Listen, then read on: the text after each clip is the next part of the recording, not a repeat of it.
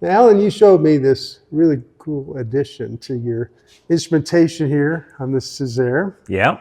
And it looks like you're still messing with that a little bit. Yep.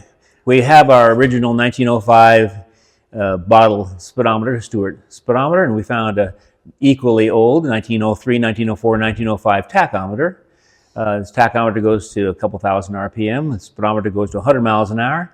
And today's small thing is the fabrication of all the mounts and all. But to put a zip tie on the two cables, this is the two cables, the speedometer cable and the TACH cable. Okay. We want to put a zip tie on that so it holds them together. Well, I think I see where you're going there. Yeah, that's a zip tie right there. And then I thought, you know, zip ties, in my experiences, last from 3 months to 2 years. Yeah.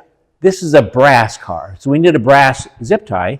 Because the spark plugs will last hundreds of years, the brake shoes will last hundreds of years, the clutch will last 500 years. So why are we using a zip tie? We need to make one out of brass. So let's go make a zip tie out of brass. I think that's awesome. Okay. Let me see how you're going to do that.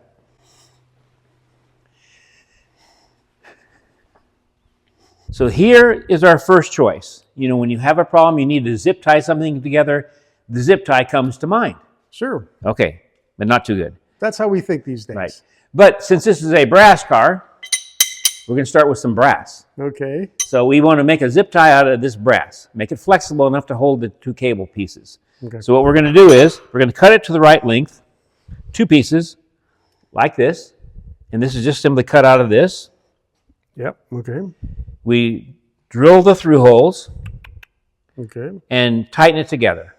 Uh-huh. Center bore this to the exact bore of the cables. Okay. And then because it's in 2 pieces, you're not cutting it, so it's exactly the right size when you take the bolts out.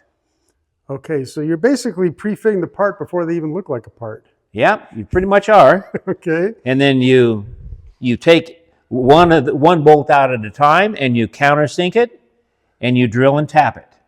Okay, and you've got 3, so it's always going to stay properly registered. Right, so you can take out this one and that one and work on this one, or so on. Yep.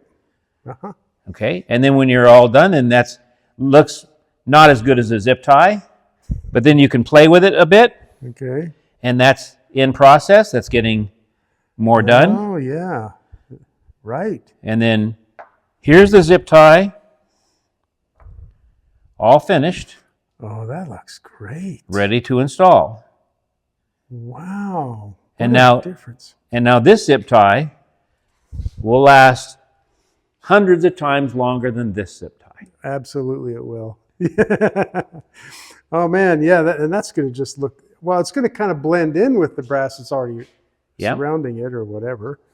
Simply, this was the mill this time, not the lathe in the mill, just simply the Bridgeport. Okay. You could do a pretty good job with a drill too. I mean, pretty good job. A drill press, probably a pretty good job. Drill press, you could make this. Yeah. Okay. And then a polisher like your grinder, and then a sander wheel. And yeah. So the sander wheels are good too. The sander wheels do good. And then the polishing wheel, I guess you need quite a few things. But yeah, okay. It's a bit of work. And then it took probably 3 hours to make the first one, and 2 hours to make the second one, and an hour and a half maybe on the third one. So average of a couple hours each to make a zip tie. Yeah. But it's going to last hundreds of years. So it's going to last a long time. It's not going to wear out. Well, think of the hundreds of zip ties you don't have to buy. That's right. Those years.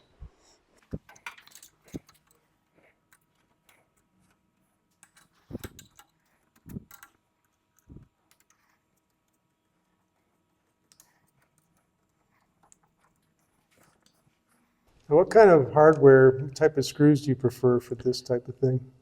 I want to use gun screws for this. Mm-hmm. The gun screws are pretty hard. They've got the right kind of head to put in something that you chamfer out. Yeah. They're already coated, so they won't rust. Well, that's pretty cool. Tie installed. Wow. And the other neat thing about that tie, when I get down to the frame with this design,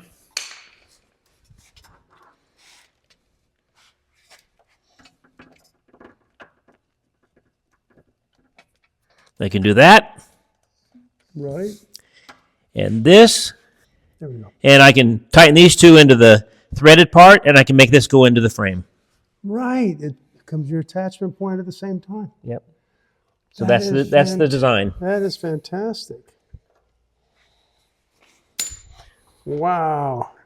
Well, Alan, I think it's going to be wonderful. What a great zip tie you made. How do you work out adding a tachometer to a car that wasn't built with a tachometer? Well, you have to deal with the tachometer to begin with. Okay. So the tachometer, this one goes to 2,000 RPM. So you run it on your drill with a laser sight and see what the tachometer reads. Because it's by magnetism or centrifugal is how it operates. So you don't just say, well, mathematically you just put it on the end of the crankshaft and it's 1-to-1, or you put it on the end of the camshaft and it's half the speed the camshaft goes at the crankshaft, right? And you would double the speed of the line. You don't do that because it's not necessarily mathematical after 120 years.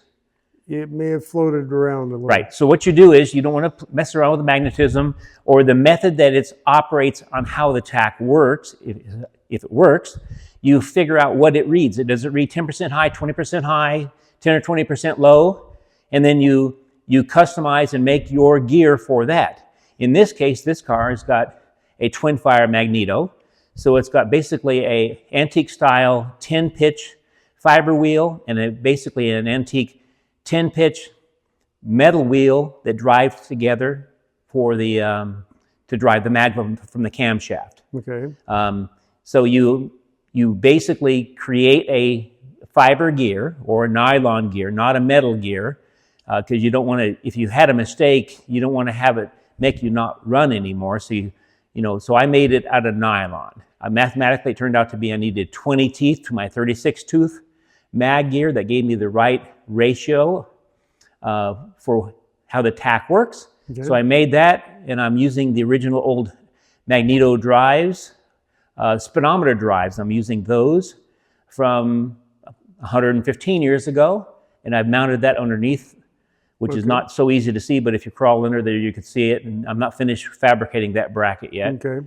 So it'll drive straight off the magneto drive on the camshaft. On the Bugatti, it's an overhead overhead valve racing engine, so it's right and straight in line with a tachometer. Yeah, it's ready, right? Yeah, this isn't, so the cable goes down and it's down about where the crank start connects to the crankshaft is where about the mag is. Okay. So it needs a cable in this case that fishes all around, so that's what this cable is. Mm-hmm. A friend of mine in Flagstaff made that, Russ, and then I'm installing it and making little accoutrements along the way. Yeah. So that's really interesting that you just figure out practically what it reads, never mind what it was supposed to or how it did. And then you make the gear to match that. So it's automatically corrected by when you assemble You can't do that, for example, on the speedometer, because if you make the speedometer exactly accurate and it's got an odometer in it also, which this one does, you're going to throw off the odometer. Mm-hmm. A tachometer has no odometer. Right. So your only thing at hand is to make sure the ratio is right. And then I want it to be right. Within a tooth, so I'm going to be within 3%. Uh-huh. Yeah. So it'll be accurate. So when we do the next video showing real instrumentation on a 120-year-old racing car, this speedometer will be at 60 mile an hour and the tach will be at 1,800 RPM or whatever it turns out to be. Yeah. And it'll be the right numbers. Right on. That's awesome. Well, thanks for showing us another little trick of the trade there for you. These brass cars are amazing. They are. They're fun. They really are. Thanks, Alan. Hey, guys. Thanks again for joining me, and in this case, Alan, on BarryT's Garage. Appreciate all your support. Keep staying with us here, and we look forward to the next one.